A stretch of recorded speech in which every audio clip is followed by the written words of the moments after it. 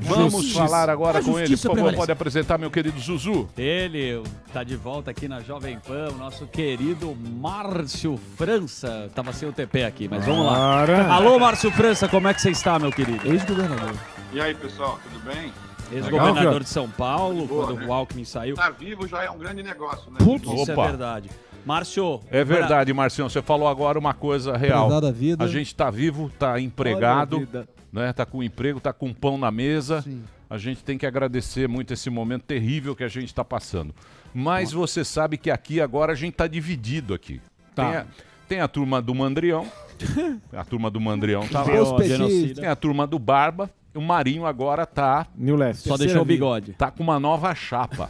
Chapa do bigode. A chapa de 22. Tá difícil o negócio aqui, tá todo mundo perdido. Quer né? juntar, não? Mas eu acho que a pergunta que ia fazer é a respeito do... Exatamente sobre isso, né? Você que já foi acusado pelo Dória de Márcio Cuba. E aí você deu uma distanciada do Lula. Agora você volta a abraçar o Lula porque o Lula esqueceu da Dilma. Será que ele vai lembrar de você, meu querido Márcio França? Olha, você sabe que nos debates eu falei várias vezes que o Dória era ele é tão rápido que ele, lembra que ele estava abraçado no Bolsonaro, ele fazia o Bolsonaro. E a hora que tivesse a oportunidade, ele fazia com o Lula a mesma coisa, né? Ele já está quase arrumado, né? Que ele já disse que vai ser candidato a governador, já não vai mais ser candidato a presidente, e daqui a pouco ele já emenda lá um Lula-Dória, uma coisa assim, né? Mas, enfim, do ponto de vista da política de São Paulo, né, assim, a gente pode notar que, lamentavelmente, nós demos um azar danado, né? Pegamos uma montanha de gente jovem, né, assim, gente inexperiente na eleição de presidente, na eleição de governador, enfim, da eleição de prefeito. Então, criamos esse caos aí, né? São Paulo... Se o Brasil é o epicentro do coronavírus, São Paulo é o epicentro do coronavírus no Brasil, né? Quer dizer, então, assim, para o Estado mais desenvolvido, mais poderoso, tecnologicamente, a gente não fez nada de muito moderno, de novo, né? Ao contrário, a gente está batendo recorde atrás de recorde aí. Vão e voltam. Hoje estavam brigando o Bruno Covas com o Dória, discutindo, e o Dória brigando com o Bolsonaro. A população quer saber o seguinte: todo mundo topa um negócio de ficar em casa por um período para poder... Todo mundo está com medo, é claro. Mas as pessoas querem, assim... E qual é a alternativa financeira para sobreviver, né, Zurita? É isso que as pessoas querem, porque as pessoas não têm condição financeira. Você se recorda que da última vez que eu vim aqui, eu avisei que nós íamos ter uma volta da pandemia, que nós íamos ter uma fome danada produzindo quebra-quebra. Ontem eu li a primeira matéria já de quebra-quebra em supermercado, enfim, vitrine, porque as pessoas aguentam qualquer tipo de humilhação, mas a fome de um filho ninguém vai aguentar. Então, eles abusaram do direito de errar. Não há uma ideia criativa, uma boa ideia. Eu tenho sugerido já há tempos que nós fizéssemos, por exemplo, uma questão de antecipar a arrecadação de impostos do futuro, com desconto, evidentemente, para atrair as pessoas, e a gente poder aumentar essa questão da ajuda financeira, né? O governo federal veio com uma proposta de reduzir para 150, 200 e pouco para as pessoas, e mesmo assim para muito menos gente. Nós precisamos que o Estado e as prefeituras possam colaborar também. Se cada um entrar com 250, você faz um auxílio de 750. A pessoa, com isso, ela consegue ficar em casa. Mas as pessoas sem dinheiro nenhum, como é que elas vão ficar em casa? Elas vão esperar passar fome? Aí vem a desgraça que nós estamos vivendo agora, né? Que a gente avisou cada etapa disso que ia acontecer, né? Uma época, eu me lembro de um político que dizia você fica cansado de avisar o que vai acontecer e as pessoas, mesmo assim, elegerem de maneira equivocada, né? Então, nós criamos uma catarse coletiva, né? Alinhamento dos astros. Todo mundo inexperiente, todo mundo em confusão. Isso não tem como dar certo, né? Ô, Márcio, deixa eu te fazer uma pergunta. Porque, assim, a gente tem pontos em comuns aí, muita gente não concorda com o que o governador está fazendo, e o senhor aí deu aí uma ideia, né, que vem sugerindo antecipar imposto, né, até com desconto. Isso. Mas a gente sempre ouve, a vida inteira ouviu o governo falando que nunca tem dinheiro. Não tem dinheiro, tá quebrado. Se fizer isso agora, ainda mais com desconto, lá no futuro, vai vir da onde dinheiro dos impostos? E aí como que vai funcionar aí? Interrogação. Sabe, é claro que você vai dar uma pedalada aí na história, mas esse grau de emergência que nós estamos vivendo, ele não permite outro tipo de ideia, né? Porque, assim, as pessoas... Veja, o dinheiro não desapareceu. O dinheiro, ele está guardado em algum lugar, né? Quem tem algum dinheiro está com ele aplicado, só que a aplicação não rende mais juros, então a pessoa está desanimada. Nós precisamos de alguém, a política também é esperança, não é só gestão. O político precisa passar ideias novas, dar uma ideia, alternar, por exemplo, a abertura dos comércios em horários distintos, colocar, subsidiar, para que a gente tenha os ônibus integrais rodando. A gente, desde o início da pandemia, diminuiu a quantidade de ônibus de fluxo. Se você deixasse todo mundo que tem Uber e o Estado pagasse, certamente nós teríamos menos gente nos ônibus. E você sabe, 90% das pessoas se contaminou através do transporte coletivo. Quer dizer, não é lógico. A gente atua errado, equivocado, né? Quer dizer, você fecha coisas que não precisariam fechar, por exemplo, estreita os horários do comércio, faz com que mais gente vá naqueles horários estreitos. Sim. Nós devíamos estar funcionando de madrugada para poder... Com certeza. Enfim. Mas você acha que a condução, então, do negócio... Porque a gente está vendo agora, né? O prefeito briga... Não é só São Paulo, né? São Paulo agora, o Bruninho está brigando com o Dória, o Zema brigando com o Calil em Minas, tal. O Bolsonaro também, lá também. Você acha que foi inexperiência? Você acha que faltou inexperiência ou foi mesmo guerra política que fez? E também brigando com o Supremo, né? Então, desde o início já está zoado esse negócio. Exatamente. Agora explodiu a coisa, um fica jogando pro outro. Zurita, como na vida da gente, vamos supor, no programa de vocês aí, todo mundo aí tem liberdade, um interfere no outro e tal, mas tem alguém que tem que ter o comando. Se você falar que é intervalo, vai ter intervalo, alguém tem que liderar. E a gente espera do líder isso, que ele conduza, né? E se quando o líder não conduz, ele não orienta, não lidera, as pessoas ficam desorientadas. Você anda em vários lugares que as pessoas não sabem direito o que fazer.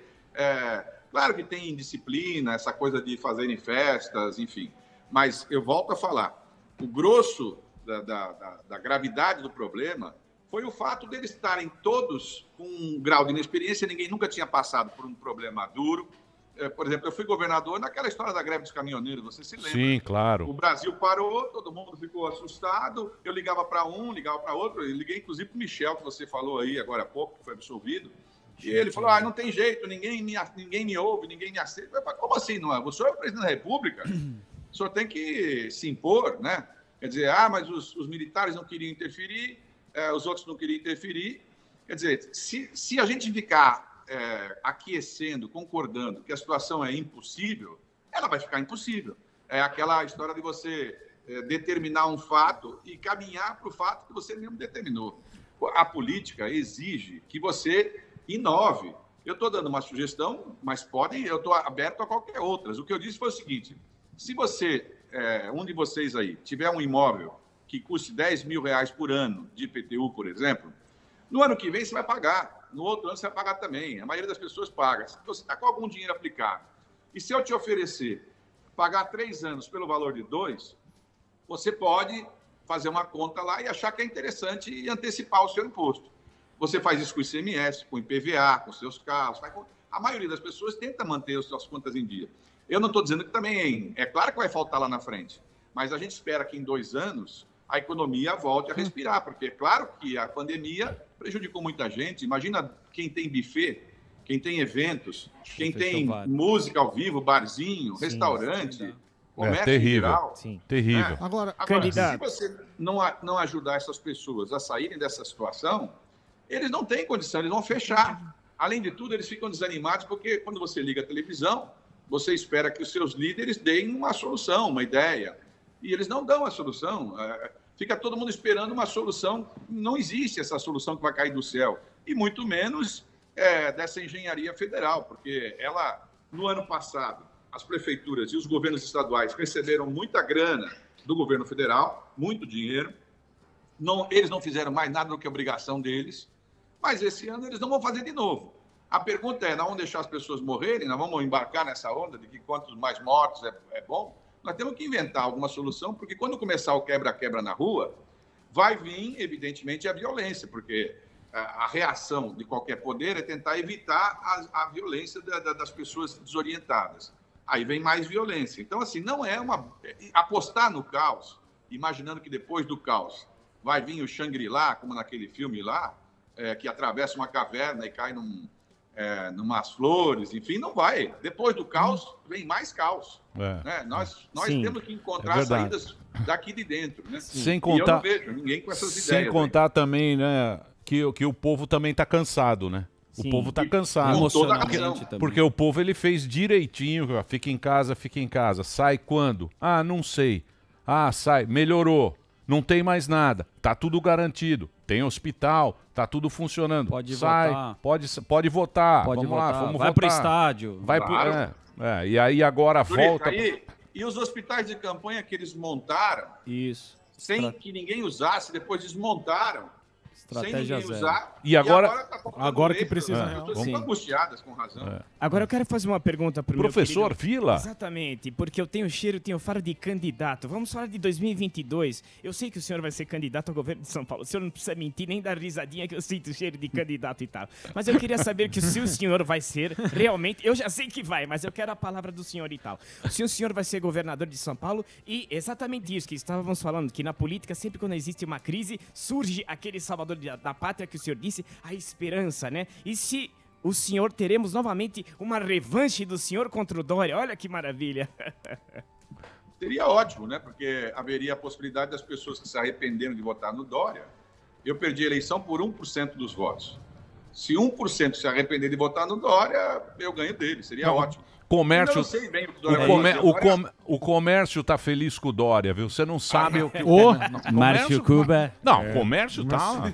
Mas eu queria perguntar para ele, falou, a gente sabe dessa rivalidade dele com o Dória, mas eu queria saber a sua opinião sobre o Bolsonaro. Se a gente pode esperar um Bolso França, se você acha que ele foi bem. Já tá querendo colocar no cavalo aí, ó. Se você acha que ele foi bem, que os governadores reclamam, né, que ele demorou na vacinação, que ele faz uma gestão caótica da pandemia. Eu queria sua nota. Bolsonaro tá aprovado por você na gestão da pandemia ou não? E antes de falar se vai ser candidato. Ou Bolsa Barba. Olha, eu tenho um instrutor na minha empresa, né, na empresa da minha esposa, enfim, ele é um consultor de escolas, né? E ele fala uma frase que eu gosto muito.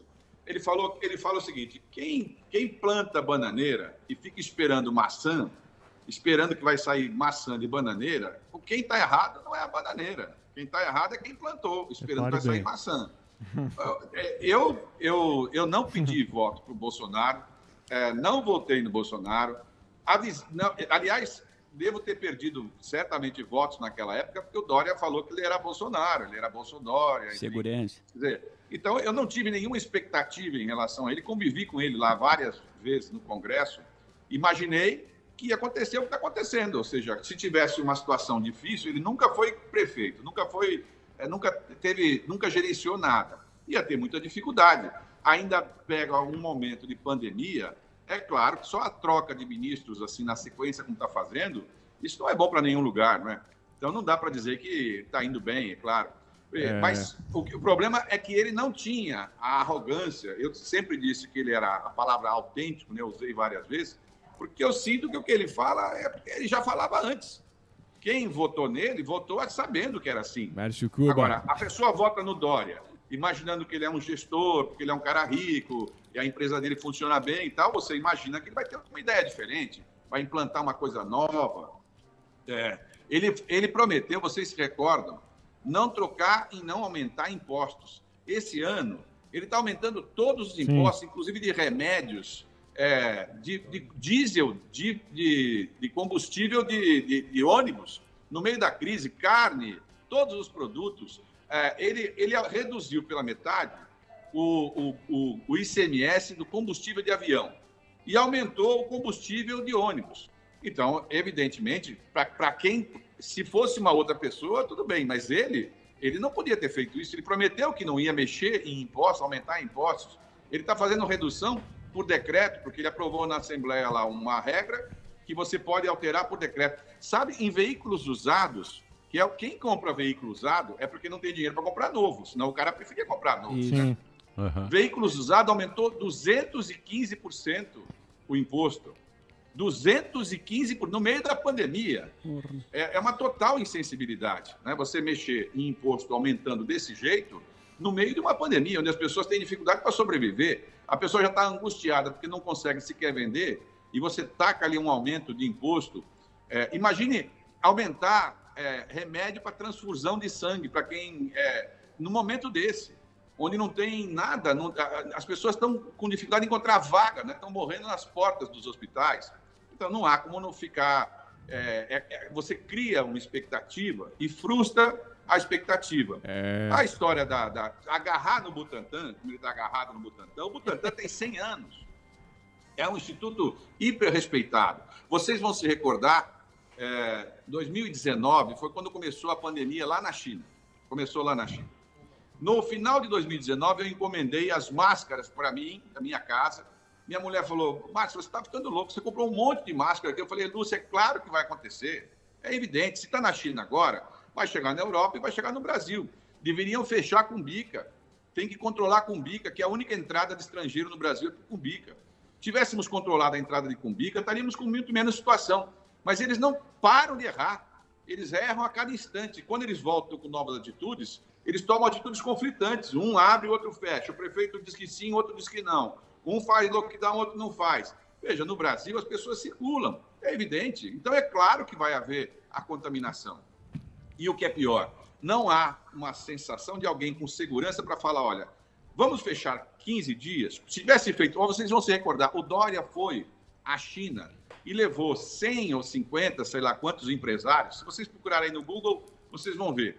Dória visita a China. Ele foi em fevereiro ou janeiro de 2020, ele levou 50, 100 empresários, foi a Pequim, foi em Xangai, perto do epicentro da doença. Ele não viu ninguém lá de máscara, não percebeu que ia acontecer isso. Quer dizer, ele veio agarrar no Butantan, já era outubro, com a história da vacina. Mas, sinceramente, o assunto era para ter começado lá para trás, sem carnaval, né? As pessoas cantando aí nas praças. Sim. Ali que foi, ali que foi o grande vacilo foi ali e foi agora nesse final do ano aí, que também todo mundo foi viajar achando que já tinha passado, agora acabou. O Samidana, desde novembro ele falava, tá falando aqui, ó. Aí eu falo, você tá mal-humorado. Você tá mal-humorado. Você tá muito brabo, avisou. Ele avisando tudo, vai faltar leito. Eu tô vendo aqui, vai faltar leito. E o cara não fizeram nada. E agora... E também mas vamos torcer para...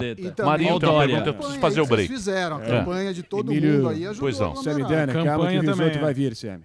Muito bem. Pois não, governador. Emílio Zurita, grande comunicador, queria dizer para você, Márcio Lula, obcecado, o seu novo apelido, você que fez parte do conselho político dele, não fuja às suas origens, não renuncie e renegue de onde você veio, Márcio Cuba. Você está para o meu Jerry como o Tom. Você está como o Coringa para o meu Batman. Nos veremos novamente em 22, Márcio Cuba. Pelo menos tenha grandeza, tenha o desprendimento em reconhecer que nós financiamos a vacina do Instituto Butantan em parceria com o Sinovac de Xangai.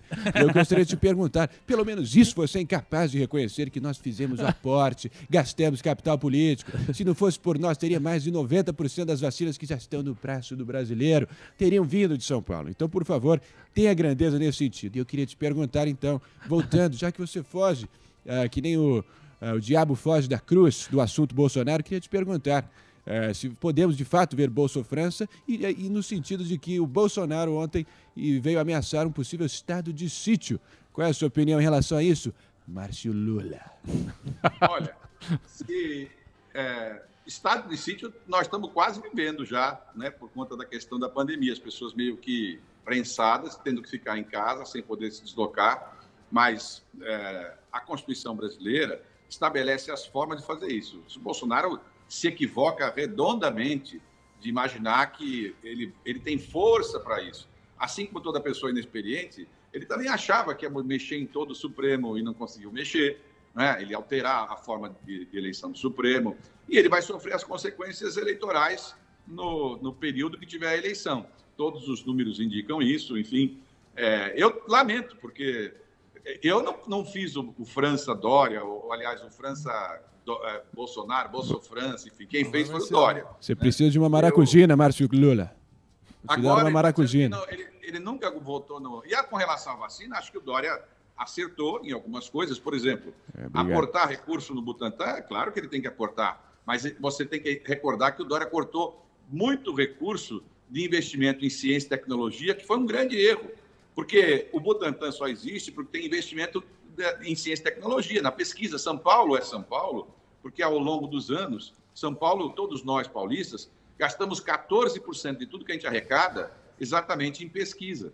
Quando você junta USP, Unicamp, Unesp, FAPESP e Paula Souza, que todas essas instituições são sempre ligadas à pesquisa, você tem aqui 14% de tudo que você consumia de ICMS vai para essa instituição. E é importante que seja assim, porque foi isso que fez São Paulo crescer em relação a outros estados. Quando ele faz os cortes que ele fez, inclusive ele tentou cortar também da FAPESP, da USP, da Unicamp e tal, ele não, esse também não é nem que ele faça por mal, esse não sabe o que ele está fazendo lá, ele nem sabe direito o que ele está fazendo lá, ele não sabe direito como funciona um orçamento, e ele também não tem interesse em ser, porque o objetivo do Dória é ser candidato, ele gosta da atividade dos eventos, é a profissão dele, ele é um grande produtor de eventos, como mestre de cerimônia, você vê na apresentação, né? Você trouxe o apito. Ele dá um apito, aí ele fica... boa pergunta, Zurita. Excelente pergunta. Muito bom. Márcio França, grande adversário. Ô, Márcio, obrigado por você ter atendido a gente. Obrigado pelo papo aí nesse momento difícil. Candidato. Vamos esperar passar isso para você vir aqui ao vivo para a gente trocar uma ideia. Sempre é bacana conversar com você. Obrigado aí por atender o Pânico aqui. Um abraço para todos. Saúde aí para a família. Boa. Pra nós. Valeu. Dê a sorte. Aqui em casa todo mundo pegou, menos eu. Mesmo com todo mundo, minha mulher pegou, meus filhos pegaram, mas eu não peguei o Covid. A gente fica nessa angústia de saber por que será, né, que alguém tem essa coisa de não ter contaminação, porque ainda teve campanha no passado, também equivocada, né? Sim. Mas vamos torcer para que a gente encontre uma saída aí e que o Brasil volte a acertar. Obrigado, Márcio. Márcio França conversou com a gente.